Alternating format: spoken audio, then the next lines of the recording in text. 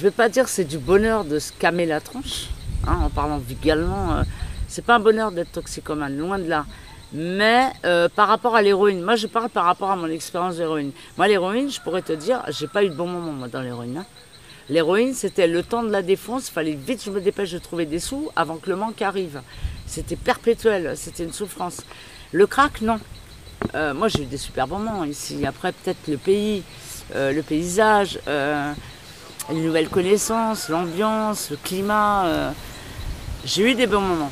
On vivait bien parce que on avait de l'eau, on faisait à manger, on assurait quoi, comme une maison normale, mais simplement c'était un ghetto quoi. On avait de la lumière.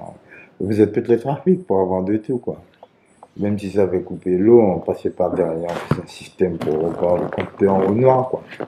La lumière tournait tous les jours au noir, on perd rien du tout quoi. Une des bonnes souvenirs que j'ai, je me rappelle, un jour j'ai été acheter du crack au village Saramaka.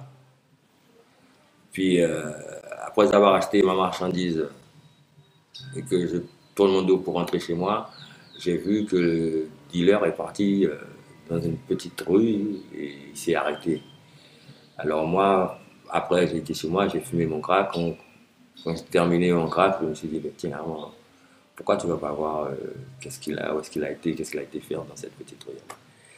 Et voilà, pour ma chance, je l'ai suivi, j'ai été derrière son dos, j'ai récupéré toute sa marchandise. Il y en avait beaucoup? Ouais, 70 grammes. Et on m'avait pris en tant que stagiaire dans un garage. Il m'a laissé les clés. Un samedi matin, je n'avais rien à fumer. Et je me suis dit, bon, mais Ludo, tu as les voitures. Je prends la première déjà et je m'en vais. Et puis bon, voilà, je vais essayer de voir à qui je vais parler pour essayer de la vendre et tout ça. J'ai vu un mec, on a parlé et je lui ai dit, bon, mais il y en a 7 autres là-bas alors. Si tu veux, on va les prendre. Il me dit, ben déjà, et on est monté à Saint-Laurent avec toutes les voitures et on les a vendues. La première, on l'a vendue à 15 000 euros, c'était une BM. C'est passé vite fait. C'est passé vite fait, même pas les 15 000 euros, même pas un mois, on les a finis. Hein. Juste en crack, quoi. Juste en crack et en fille et tout ça. Un jour, on a volé des bécanes. On s'est retrouvé avec 3 mobilettes. On s'est dit, il y en a 2 de trop quand même.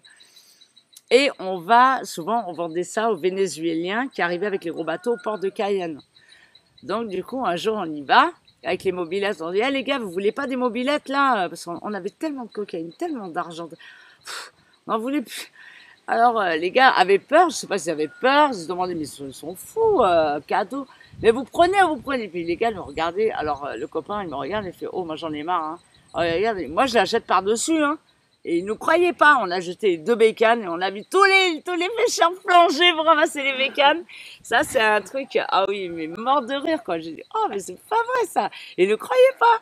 Ils ont plongé, remonté les bécanes, mon vieux, sur les bateaux. Mais c'était, voilà, une anecdote et beaucoup d'autres. Hein.